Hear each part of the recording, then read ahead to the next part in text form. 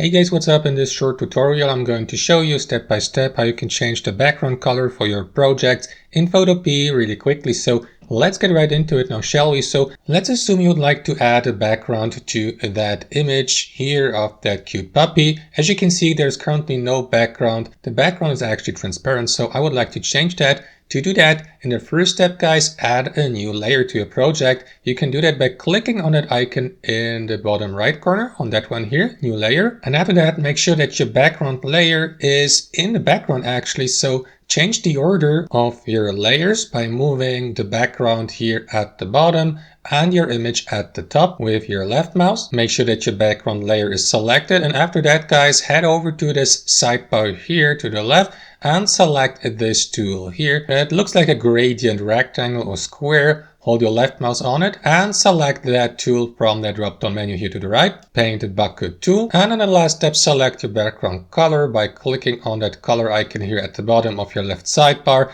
Let's go, for example, with a bright green, just for demonstration purposes. Left click on your background, and there you go. As you can see, the background color has been successfully applied, and you can change the background color by simply selecting a different color from that color box here at the bottom. And that's all to it, guys. Thanks for watching and have a fantastic day.